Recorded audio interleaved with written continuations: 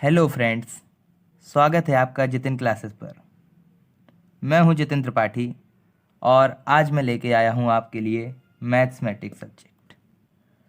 Mathematics में आज हम लोग देखेंगे समुच्चय, जो कि क्लास 11th मैथ्स का फर्स्ट चैप्टर है।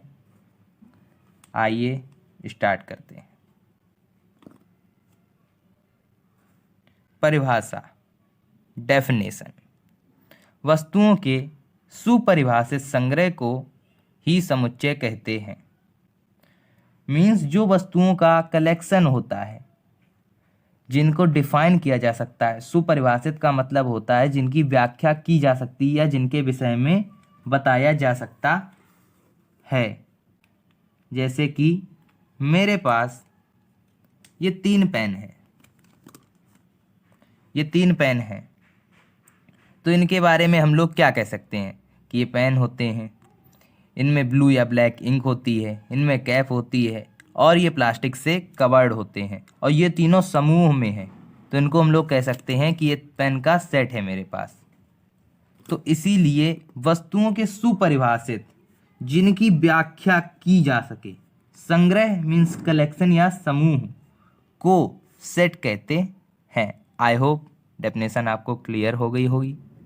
अब देखते हैं समुच्चयों के अवयव।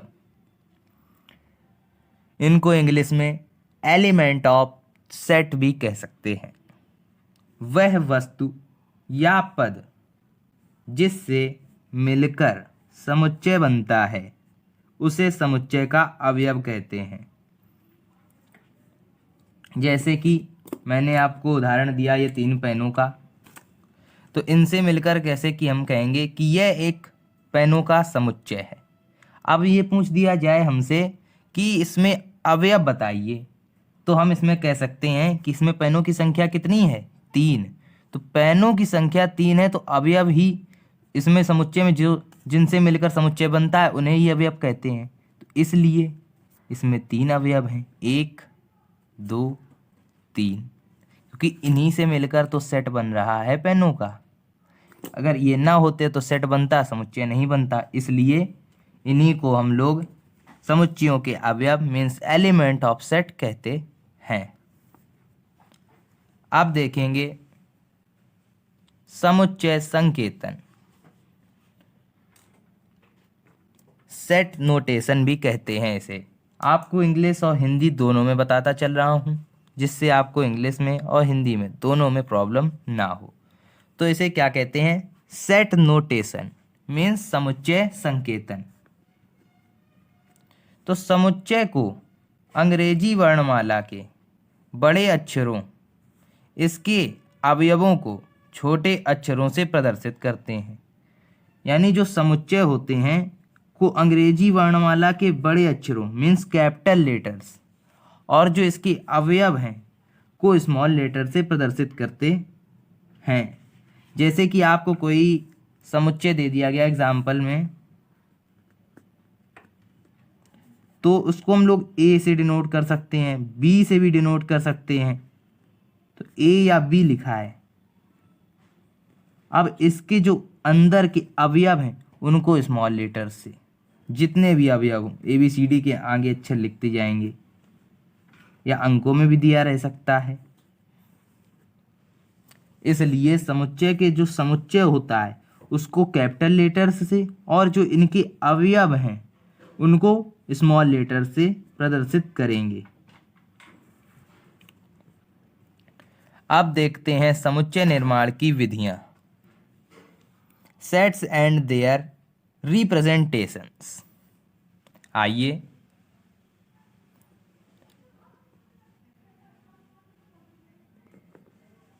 समुच्चय का निर्माण 2 विधियों से हो सकता है। यानी समुच्चय के निर्माण के लिए हम लोग 2 विधियों का प्रयोग कर सकते हैं। प्रथम विधि है तालिका या रोस्टर विधि। सेकंड समुच्चय निर्माण विधि। तो सबसे पहले देखते हैं तालिका या रोस्टर विधि। इसको इंग्लिश में सेट्स, टेबुलर और रोस्टर मेथड कहते हैं। टैबुलर और रोस्टर मेथड। टैबुलर मीन्स तालिका और मीन्स या रोस्टर मेथड मीन्स रोलर विधि। समुच्चय निर्माण विधि को इंग्लिश में प्रॉपर्टी मेथड कहते हैं, प्रॉपर्टी मेथड। अब देखते हैं इसका फर्स्ट पॉइंट, समुच्चय के सभी अवयवों को मंझले कोष्ठक, मंझला कोष्ठक इस प्रकार बनता है, ध्यान से देखिएगा, के भीतर लिखकर प्रदर्शित करते हैं।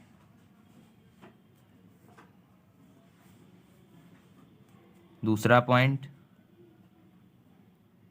एक अवयव के दूसरे अवयव से अलग करने के लिए अर्धविराम मीन्स कॉमा, जिसे आप लोग कहते हैं, का चिन्ह लगा देते हैं। समुच्चय निर्माण विधि देखते हैं।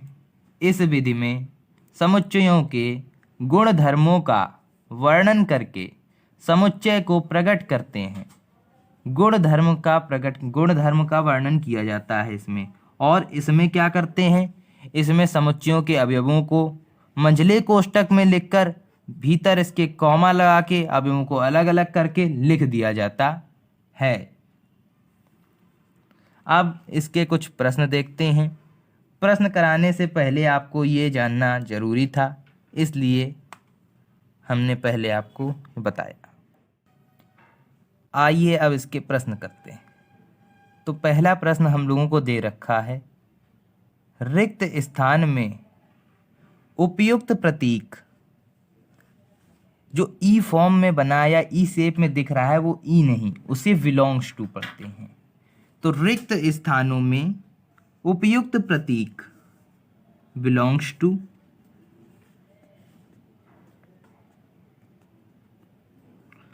अथवा डज नॉट बिलोंग्स टू।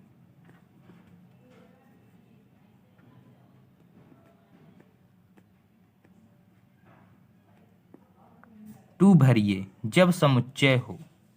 तो हम लोगों को समुच्चय दे रखा है A इक्वल टू मंझले कोष्ठक के अंदर 1, 2, 3, 4, 5, 6। तो अब हम लोगों को बताना है बिलोंग्स टू का हिंदी मतलब होता है कि में है, में है। याद रखेंगे आप लोग, बिलोंग्स टू का मतलब होता है में है। And does not belongs two means में नहीं है। देखते हैं फर्स्ट पॉइंट। तो 5 पूछा गया है, इसमें 5 ... तो इसका मतलब है इसमें बिलोंग्स टू भरा जाएगा या डज नॉट बिलोंग्स टू। तो आइए समुच्चय में देखते हैं कि 5 अंक समुच्चय में दिया गया है या नहीं दिया गया है। तो देखेंगे 1, 2, 3, 4, 5 और 5वां अंक समुच्चय में दिया गया है। तो यहाँ क्या भरा जाएगा कि 5वां समुच्चय, 5वां अवयव समुच्चय ए में है। और में है के लिए मैंने आप लोगों को बताया है कि बिलोंग्स टू का प्रयोग करते हैं।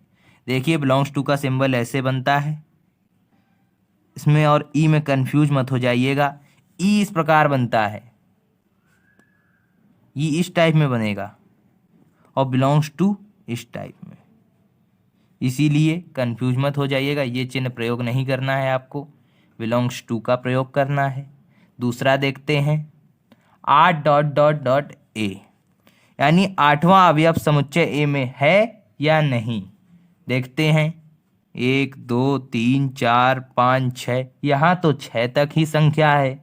8वां समुच्चय अब 8वां अवयव समुच्चय ए में नहीं है, तो इसमें डज नॉट बिलोंग्स टू का चिन्ह आएगा।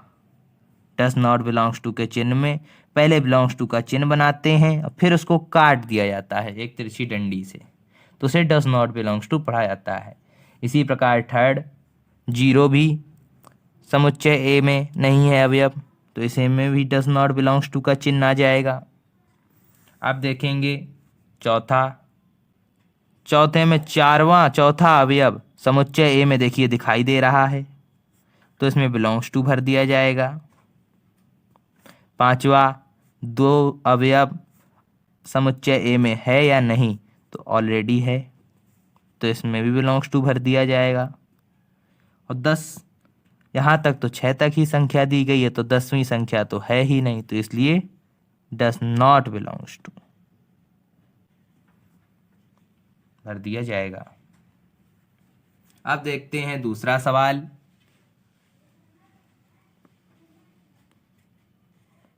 तो दूसरे सवाल में हम लोगों को दिया गया है कि निम्नलिखित समुच्चयों के अवयवों को लिखिए। तो देखेंगे, पहला दिया गया है जे अक्षर से प्रारंभ होने वाले वर्ष के सभी महीनों के नाम का समुच्चय। तो जे अक्षर से महीने में जो प्रारंभ होते हैं उनका समुच्चय हम लोगों को लिखना है। तो आइए देखते हैं, जनवरी, फरवरी, मार्च, अप्रैल, मई, जून। पहला महीना जून आ गया जैसे प्रारंभ होने वाला। इसके बाद जुलाई 2 हो गए, अगस्त, सितंबर, अक्टूबर, नवंबर, दिसंबर। और तो हम लोगों को मिले नहीं, तो जनवरी, जून और जुलाई।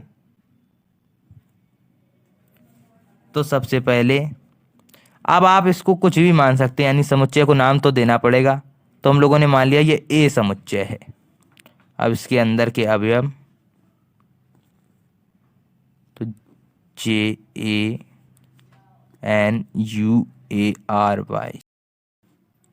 जनवरी। अब इसके बाद जून,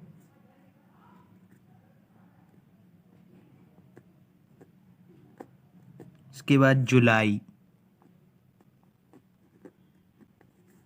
हम मंझला कोष्ठक बंद कर देंगे। दूसरा क्वेश्चन देखते हैं, भारत के 10 प्रतिभाशाली लेखकों का संग्रह। तो 10 प्रतिभाशाली लेखक, तो ये सुपरिभाषित नहीं है। यदि ये किसी भी दूसरे व्यक्ति से पूछे जाएंगे तो उसके फेवरेट लेखक अलग होंगे, तो वो अलग बताएगा। हम लोगों से पूछेंगे तो हम लोगों के अलग हैं, वो अलग बताएगा। तो इसलिए ये एक कभी भी नहीं हो सकते। और समुच्चयों का मतलब ही है कि ये हर व्यक्ति का आंसर सेम आना चाहिए, तो ये सुपरिभाषित नहीं है। तो यहाँ लिख दिया जाएगा सुपरिभाषित नहीं।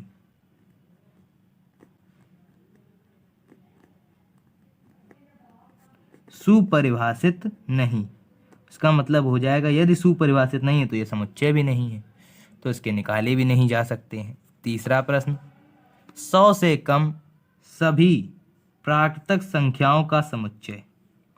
100 से कम, तो देखिएगा 100 से कम की बात कर रहा है।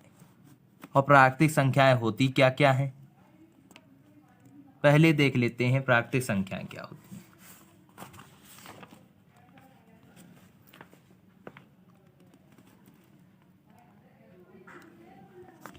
तो ये भी समुच्चय है, 1 2 3 4 डॉट डॉट डॉट डॉट। और किससे कम कह रहा है, 100 से कम, तो 99। और इसे बंद कर देंगे मंझला कोष्ठक। चौथा प्रश्न, सभी समपूर्णांकों का समुच्चय। तो पूर्णांक देखिएगा, -2, -1, 0, 1, 2 dot dot dot dot dot. क्योंकि हमसे ये निश्चित तो कहा नहीं गया कितने पूर्णांकों का, और पूर्णांक तो अनंत होते हैं, तो इसलिए ऐसे। और ये समुच्चय है क्योंकि इसमें अनंत तक कहा गया, सीमा नहीं दी गई, इसको परिभाषित किया जा सकता है। अब तीसरा प्रश्न देखेंगे,